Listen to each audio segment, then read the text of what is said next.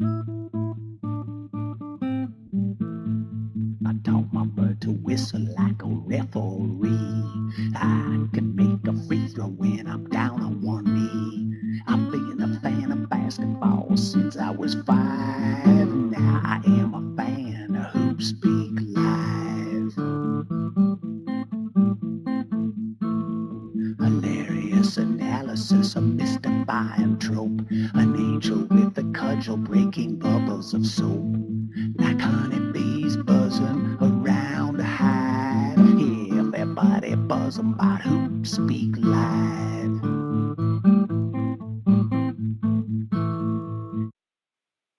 All right, welcome to HoopSpeak Live, the reboot, episode 2. Let's bring on our co-host, Zach Harper.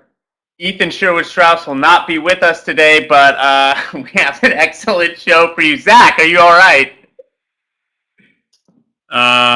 There is day 4 of a coolless refrigerator going on, and I feel like a caveman. Something bad's gonna happen because I don't have the ability to cool and preserve food. Well, you live in Minnesota, and we're getting into mid-October, so hopefully you can just kind of like put stuff outside and hope the vermin don't get it. Yeah, there's like 3 more weeks before it's like cool enough. It's like 50 degrees right now, so it would still spoil. I guess I could keep like fruit for a day outside, but then the raccoons just get after. I don't know if they have raccoons here. I assume they do. Raccoons are terrifying. Well, I'm glad that nothing is spoiling that haircut, which still looks dynamite. Oh, it's styled today. There's product in it. There's gel. There's molding paste. There's a lot of teamwork going on to hold this. Well, big ups to your stylist, as always. Our show today is going to be awesome. As always, you can email hoopspeaklive@gmail.com, and if you say something funny or insightful, or maybe just mean enough, we'll read it on air. Our show today, we have Lee Jenkins from SI. People are already hopping on the chat, so do that. That's a lot of fun during the show. And first, I want to lead off with some talk about flopping, because this is, as you may have heard, something of a topic in the NBA. And I think it's important that we both acknowledge that we're each horrible floppers. I really made a living in high school as a flopper, led my league in charges, and that was basically because I couldn't jump. So my game was to be smaller than everyone, get in someone's way, and then give a good hearty shout and fly backwards. Here's the thing, though. Did you feel bad about doing it? I mean, you're doing it for the betterment of your team. Why? Yeah, that's the thing. No one feels bad about flopping. Well, I mean, personally, yeah, of course, I don't feel bad about flopping. And it's something I had to learn. Like, when I came into my league, we had just lost 10 seniors. So I was playing as a high school freshman. I weighed about 120 pounds in, like, a pretty competitive league with, like, a lot of D3 and whatever players. And they, yeah, D3, huh? The only way I could survive was by falling over and screaming, because otherwise I was just getting beat up. So it is a nice crutch for small people. And so I sympathize with people like Chris Paul and Tony Parker. I watched a lot of video looking for flops, and those guys just know how to protect themselves. If they're getting bullied, they know how to go down and get out of it. And it'll be interesting to see if they can continue to do that and continue to protect themselves the way they have with that rule. I will say this: I was never a flopper in the sense of taking charges, but nobody in any basketball league I played in, no one could flop like me on a rebound. I had that. I just got pushed in the back flop down. I mean, it was really a thing of artwork and beauty. It was just. There's a certain art to it because you can't do it too early, and you kind of have to back into the guy before you flail your arms up. It's really right. It's quite a thing. Yeah, and the other thing that this is a more recent story. I was playing with some friends in a rec league, and it was like a last 5-second play. We got the ball. We were down 1. I went to the basket, and I was like looking for contact because I was like, I'm not going to make this like acrobatic layup or something. I go in there and I try to jump into the guy and miss and throw it up. But my patented vocal flop got me to the line, because whenever I go up, on instinct now, every time I go up, I yell, hey, even when we're playing pickup and there's no ref, and then everyone's like, what are you trying to do, draw a foul? Like, I'm not calling the foul, it's just like instinct because I'm afraid. And I got the call. He like my heel, and I was like, "Whoa!" And I got the foul. We made the free throws, and we won. So, yeah, I think that is if you can vocal flop and time it at the exact same time as really the action happens. That's what will get a ref. It's not just flailing about. Well, yeah, and that's what there's that play in the finals when Wade went baseline and Harden was on his hip. And Wade went up, and it looked like Harden might have shoved him in the hip, and the ref was behind the play, and Wade goes, hey! You can hear it really clearly in the video, and they gave him the call, and then they show it from the other angle, and Harden's not even touching him, he's like going right past him. Yeah. All right, so... There's nothing wrong with flopping. Yeah, no, I just want to make sure, it's not a moral thing on my end. I understand exactly why they do it, and I encourage it. And when I was coaching my high school team, I would teach them how to flop. I mean, we'd literally do drills where I would show them the right time to yell, how to yell, and when to go down when they got contact. So I guess this is all to say, I see both sides of the issue. Okay, we've got a new segment that we're going to be doing hopefully every week, but maybe not. Now, for those of us who are watching the show for the first time, or maybe you just only know us through this show, HoopSpeak isn't just a show; it's also a website, and we're always looking to improve the site, to bring more readers in, and just to get more eyeballs on the really good work that we think we're doing. So, as the editor of the site, I've been reading up a lot on SEO, search engine optimization. And I just want to give sort of like an impromptu pitch meeting here of some of the best SEO titles that we're going to run with in this next week for a segment we like to call SEO Porn of the Week. Zach, I'm going to just read some of these to you and then get your reactions. Does that work? Sure. Okay. Number 1. Paul Ryan says LeBron James is overrated despite 2012 summer. That will be for you. This is great. It's timely. There's an election going on. LeBron was the main story this summer. That's a good start. Thank you. Kobe Bryant says hand not broken. Now we don't know if anyone said his hand is broken, but we feel like if we tease that, then people are gonna maybe want to read it and. Well, no, whose hand he's talking about? He could be talking about anybody's hand. Wow. That is, oh man. I think you're on another level here. Is Steve Nash the racist Tim Tebow of the NBA? Prove that he's not. Justin Bieber's top 5 Lakers of his lifetime. Bieber is obviously the king of the internet. The Lakers are the team of the internet. I love it. And his lifetime's been so rich. Okay, Kevin Durant plays with defense like cute kittens play with Megan Fox. Yeah, nice. People love cats. They used to love Megan Fox. Maybe they'll love her again. It works. This is a very GIF. I see a lot of GIFs. Not. Why do I say GIFs? GIFs. You love peanut butter. I just have it on the brain. Okay, how Kevin Durant and Russell Westbrook can avoid being the next Kristen Stewart and Rob Pattinson. Phenomenal. It works on so many levels. That's what I really like about that one. People love Twilight, and Russell Westbrook is an underrated Twilight fan. Okay. Jay-Z forgets keys to Barclays Center and other Columbus Day follies. It's all. That's just perfectly timely for this week. Yes. This one, controversial, but I do like it. Free boobs. I can't believe you actually went with that one. All right, fine. You don't like it. I can give that one to Ethan. Okay.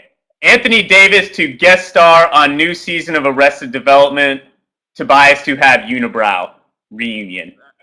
People love Arrested Development, especially white NBA bloggers. This is huge. Is there any other kind of NBA blogger? Okay. Derrick Rose ahead of schedule on recovery will be available for casting of Taken 3.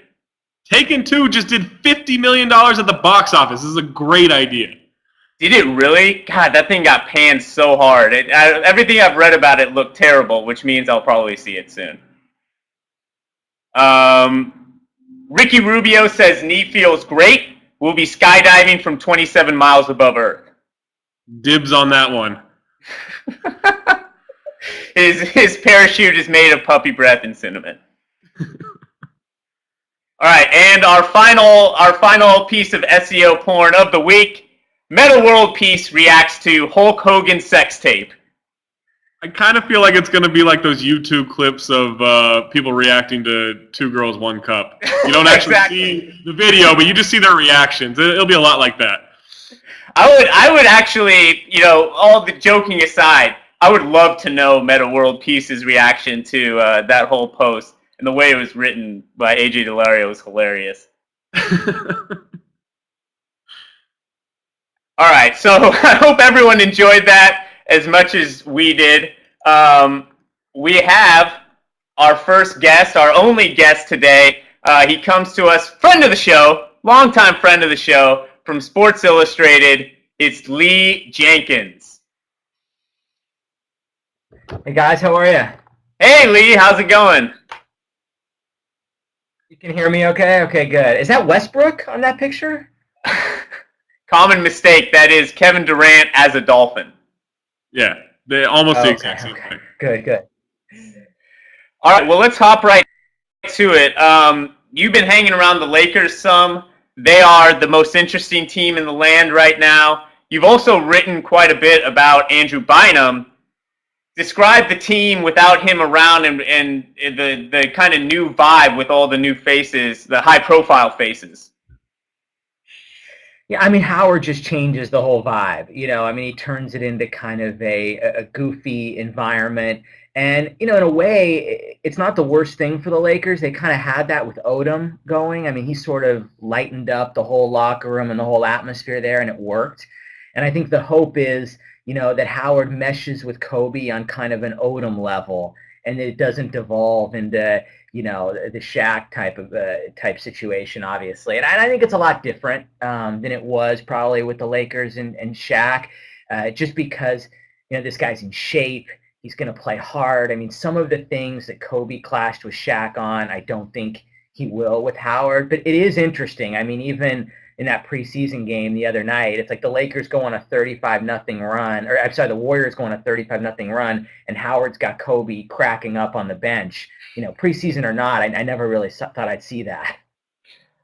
Lee, speaking of Shaq and Dwight, this whole nonsense continues of Shaq poking at Dwight and Dwight kind of feeding into it and firing back, which just kind of seems like what Shaq wants. Does this have any effect on training camp, or is that strictly a 15-minute, this will fill some time kind of situation?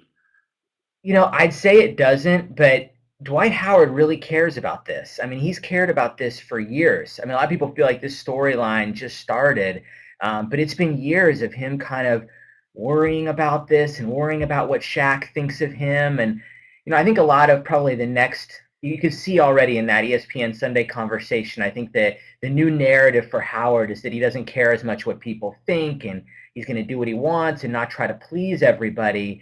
But this Shaq deal it's hovered over him for long enough that I think it still will be there. And even in Fresno after the game, he's joking around about, what kind of nickname can I have for me that nobody else has taken?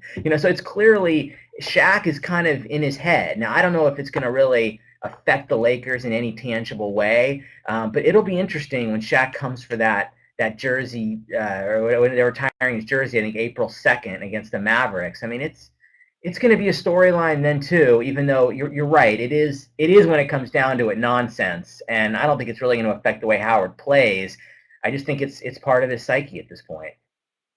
Yeah, and I think it seems like Howard, as you say, with being a guy who wants to please, he's got someone in Kobe who will be very tough to please, and I think will in a way, I mean, if you read that into their psychology, that's sort of a nice dynamic of someone who really wants to be pleasing with a lot of talent, and someone who's going to be very hard for him to please, and will probably push him and keep him in line. I don't see. It sounds like, anyway, personality-wise, they're going to be fine. The one that I think is really interesting is going to be the dynamic between Nash and Kobe, because Nash is 5 years older than him. And when Kobe said, I don't want to, be wishy-washy, this is my team, and Nash said, this is Kobe's team to the media, but everyone who's played basketball knows that it's going to be all our responsibilities. I think that dynamic is going to be really fascinating, because they're also the two who dribble the ball the most. Right, and I mean, Kobe's saying all the right things, which is that the ball's going to be in Nash's hands all the time, and he's going to play off the ball and enjoy that, and I think it'll work for a little while. The question will be when they get in trouble and Kobe Bryant has to play without the ball, when they're in close games, end-of-game situations. That's when I think it's going to be interesting, that dynamic with Nash. There's no doubt that they're going to have a good cop, bad cop dynamic in the locker room, and it's going to be probably healthy. I think that especially for Howard, I think Nash will kind of be there to kind of keep propping him up if Kobe does start to ride Howard. And I don't necessarily think it's going to go that way, as long as Dwight plays defense and protects the rim and plays that role. He doesn't have to do all that much on offense to be loved in LA and get the love and approval he wants from his teammates. To me, the kind of elephant in the room here was, there were times in Orlando where Dwight wanted the ball. He wanted to shoot. Right. He wanted to really be one of those high-scoring guys, and everybody's kind of swept that away. But I wonder about that. If he isn't getting the touches he wants on offense, if that could lead, him to feel unsatisfied with the arrangement. One thing that I've been fascinated with is when guys start playing with really good passing point guards. And example is last media day last year with Ricky Rubio's first training camp. Kevin Love walks into the press room and says, "Man, he can pass the shit out of the ball." Like, just yells it into all the reporters' microphones. Has there been, maybe not that expletive-laden response from Lakers, but I mean, they've never really played with great point guards. Is Nash's passing ability kind of maybe infecting the team a little bit and maybe bringing a different kind of life? Yeah, I think so. I mean, I've noticed that in little ways. After practice, they'll all talk about some crazy pass that he made. I think for Gasol, it's going to matter the most. I mean, this is a guy who, the Lakers just played this thing so well with Bynum and Gasol. They sell high on Bynum. They resist selling low on Gasol. And now Nash, I think, will help kind of build back Gasol's value. It's just I don't know, for some reason to me, when you have two, the only way you can have these four stars together is when you have two of them who would really just as soon pass the ball as shoot it. And Gasol and Nash both kind of fit that role. Because one thing is with this whole Princeton offense that they're implementing, or elements of the Princeton offense, I mean, this is one problem, I kind of see moving forward. And sorry, Zach, I'm not answering the exact question, but it relies on the center to pass the ball. I mean, that's kind of the fundamental of the Princeton offense. And I wonder if that could be problematic. I mean, when you have Pau Gasol, you have Steve Nash, and you're really going to ask Dwight Howard to be the one to play make there. I mean, I wonder if they would want to, I think how they incorporate Gasol as a playmaker in the post in those Princeton sets is going to be a key part of their season, because, you look back at those stats, like, Beckley, I was talking to you about that. I was working on something with the pick and roll, and just going back at how Nash, and this speaks more to your point, Zach, it's really amazing. I mean, everybody talks about how much money he's made for lesser players, but it's like, how many pick and roll points, how many more Gortat scored than anybody else in the league? The year Stoudemire was out, he had Boris Diaw and Tim Thomas and Sean Marion all in the top 8 in pick and roll point production. I mean, I'm curious who's going to benefit the most out of that, if it's going to be Howard or if it's going to be Gasol, because one of them should go crazy on the pick and roll with Nash. Yeah, I think it is interesting because they've got guys like, Gasol is a center. Gasol is the perfect Princeton center. And ideally, you run the Princeton when you have lots of guards, not when you have two centers on the court at the whole time. And that's what I think is going to be really and they made that kind of tricky. And they made that decision before they got Howard Mm-hmm. to run the Princeton. So it made a ton of sense with Nash and Kobe and Powell. And I've seen them run through the progressions of it. Like they do it after practice. They go to a side court. It's interesting. I mean, you've got these basically this dream team starting lineup, and then Eddie Jordan, and they're walking through the progressions in slow motion. And Jordan's kind of got his hand on Howard's back, showing him where to go. What they're doing is they're running a pick and roll to start the set, and then they're kind of getting into the Princeton. So that they're not starting it just in terms of the Princeton offense, but it does seem like you just wouldn't want to kind of reinvent the wheel with Steve Nash, and I just wonder if they're doing that. Sorry, I missed the last part there, but this is really, really fascinating to me.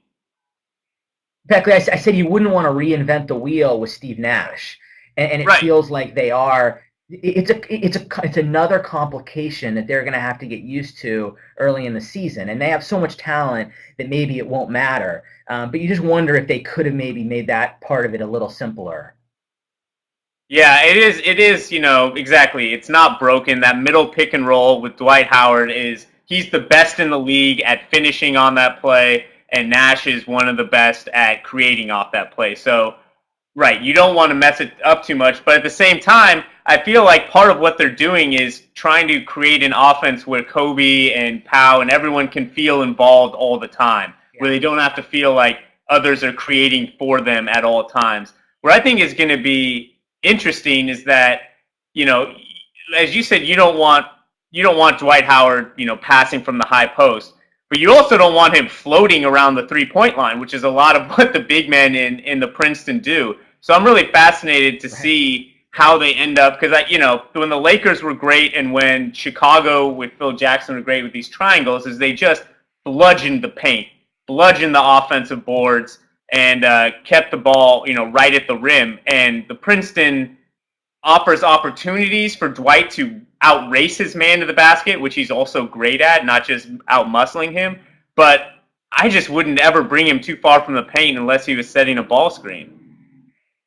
And that's the way, just watching them go through those progressions, that is the way he's starting it, is with the ball screen, and then he goes back inside. They're saying that it's not, Mike Brown is kind of de-emphasizing it a little, saying they're bringing elements, but it's not going to be wholesale. And I think the reason Kobe likes it is it reminds him a little bit of the triangle with the 3 guys on one side and the 2 on the other. And I think it's also a way to take advantage of just the Lakers, basically high basketball IQs, on that team. When you have Nash and Kobe and Powell, you've got a situation where a lot of decisions need to be made, and there are really, no better 3 guys to make those decisions. It's such an interesting team and dynamic, because you've got these 3. I can't even think of more serious-minded, kind of, smart athletes in sports, and then you throw Dwight Howard in there, the ultimate kind of goof, and it's just going to be weird. Been a world peace yet. And then world peace. How he's going to rub off on them, how they're going to rub off on him. It's just, it's funny. I saw the sports psychologist sitting on the sideline for their first practice. The Lakers have a psychologist that they retain, and I thought, man, what a team to do a study on. To be with all year. It'd be so interesting.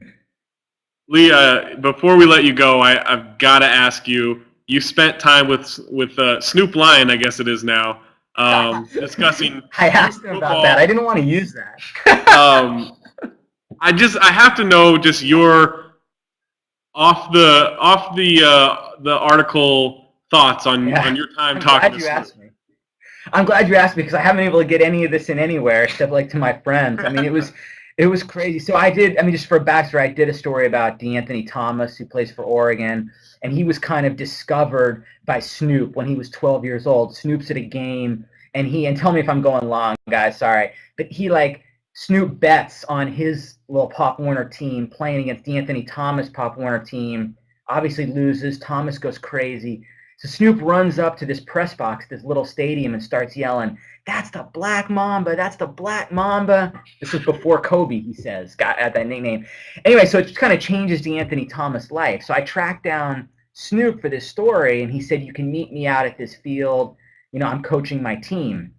So I went out there and hung out with him, and it was amazing. I mean, he like let me follow him the whole afternoon while he practiced. And then at the end, like it was such a cool scene, Zach. I mean, the sun's going down. It's like he's just got his boys with him, his like old buddies, like Crip friends from Long Beach. And he starts, and I told him, I said, hey, isn't it weird that DeAnthony was born in 1993? And he says, man, that's when Doggy Style came out. And he just gets up in this little stadium on this field and starts rapping. He just starts rapping for like 7 minutes. And it's just me. I mean, I feel like I cover the NBA. I feel white regularly, very white. But in this situation, I have never felt whiter. I mean, it's him, 5 of his guys from the neighborhood who he's known since he was like a Crip, and then him just rapping in the middle of this field with no one there. It was an awesome. I was one of those moments like I was thinking, God, can I record this on my phone? And if I did, what would the reaction be? And will the publicist go crazy on me? But it was a cool moment. Wow. Oh my God. That is. And I couldn't work any of that in. So I'm glad you asked. Yeah, thank you very much for sharing that with us and for hopping on. Yeah, this was awesome, and we'll have you on again soon, I'm sure. Thanks, guys. Appreciate it. Beckley, your boy Damian Lillard says hi, by the way. Thanks for the tip on that. No problem, man. I'll take it easy. All right, take care.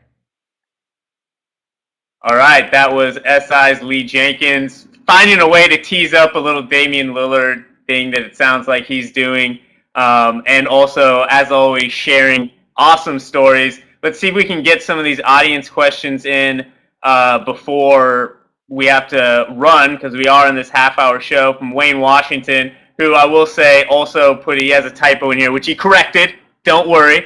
How does Mike Brown handle this talent and pressure to win? Is he the guy for the job? Here's the thing about Mike Brown is I think he's very bright and like he's a good coach, obviously. I just wish he didn't sit on the sideline like this. It just doesn't communicate what you want a head coach to communicate, which is a certain amount of swagginess. Like even when Phil Jackson had no idea what was going on, he tricked you into believing he did. So that's how I think he will handle it. I think it'll be awkward at times, but I think they'll be just fine.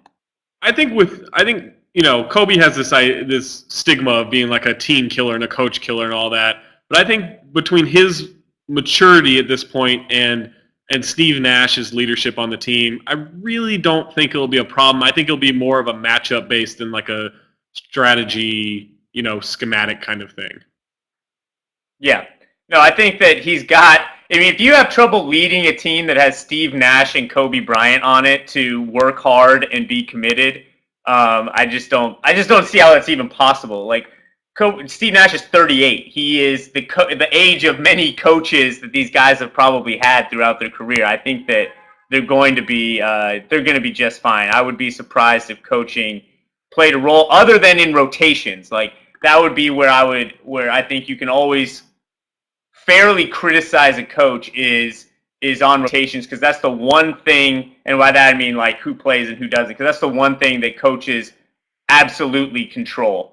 I'm going to bring this on. Wait, hold on. Most important non-Laker transaction of the summer. Interesting question.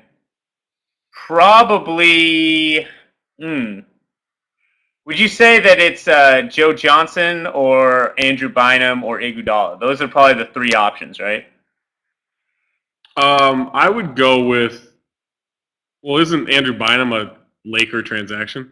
Oh. Yeah, probably. I would go Joe Johnson, because you now have an actual playoff team with the Nets. I mean, they weren't going to be a playoff team before. They showed that last year. They just weren't capable. Now they're in the playoff hunt, and it kind of screws up the order in the East in some way. Whether you think they're a top 4 team or a bottom 4 playoff team doesn't really matter. They are in the playoffs, or most likely to be in the playoffs at this point. I have a sneaky pick. Right, so Dre of Wages of Wins, again, chastises me for misspeaking on players being from different teams. Right, Bynum and Iggy are also part of that big Lakers trade bubble. Anyway, I think, sneaky one, is Kyle Korver, because he was such a big part of that Bulls second unit, and he's going to be, I think, also a kind of a big part of the Atlanta Hawks team that I think is going to be more interesting. I think that he is a more crucial player to the Bulls than people realize. I think Rip Hamilton is obviously not as good as him, and unless Jimmy Butler plays really, really well, it's going to be a major problem. Okay, sorry we ran out of time, but we're going to try to scoot here and get to Dagger Smash Noted. Who has got our dagger? That would be me. I don't really have a problem with people, questioning a blogger or a writer's opinion on whether LeBron James can be the greatest player ever or whatever, because they always say, well, you didn't play the game or you didn't play at a high enough level, so what could you possibly know? And there is some validity to that, and I don't really have a problem because I always know exactly how stupid I am. I don't need somebody to tell me, and it doesn't bother me when somebody does. But I'm always curious what the dismissal is when Scottie Pippen comes out and says maybe it's possible, or Charles Barkley, or now Phil Jackson is saying that LeBron has the tools. You can't say they don't know enough about the game, and these are guys that are highly entrenched with Michael Jordan in terms of legacy and friendship. So if anything, they only have things to lose by saying stuff like this. So maybe it's just time to stop freaking out whenever someone talks about LeBron and just chalk it up to filling headlines for a slow news day. Yeah, it's always good for a few hundred thousand clicks. Okay, our smash today, I've got the smash, and it's sort of a guest smash. I'm cribbing it from Dan Devine on Twitter, back-to-back tweets that got me going a little bit. Quote, this is from Evan Turner. I might not have played that much during the season, but playoff comes and my number gets called because I can play like that. And then Dan tweets to follow up. Now we remind you that he shot 36.4% from the floor and had a PER of 9 in the playoffs. Evan Turner's plus-minus in the playoffs was terrible. He single-handedly seemed to be killing the 76ers for long stretches, so not very good awareness in that local newspaper interview. All right, so we're going to bring on our producer, James Herbert, I believe, is going to bring the Noted straight out of Canada. Peepin', James! Yeah, the Noted is coming from Canada. There is a reason to watch the Raptors and Pistons play preseason basketball. If that's even televised anywhere, I don't know. But my Noted is that Jonas Valanciunas is going to be making his debut perhaps tomorrow in Detroit or Friday in Toronto, so get excited. Woo! Johnny Val. All right, rest of the week we have John Hollinger tomorrow. We have Tom Haberstroh on Thursday and Kevin Arnovitz bringing it home on Friday. So really excited about the rest of the week. Stick around for just 1.5 more minutes and you'll catch the outro theme song here, hopefully.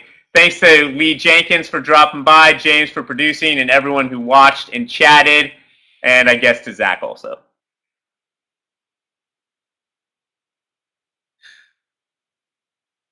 And we're just waiting on that theme song. Here it comes.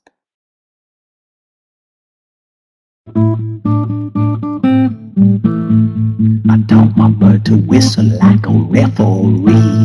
I can make a free throw when I'm down on one knee. I've been a fan of basketball since I was 5. Now I am a fan of HoopSpeak Live. Hilarious analysis of mystifying trope. An angel with a cudgel breaking bubbles of soap. Like honeybees buzzing around a hive. Everybody buzzing about HoopSpeak Live.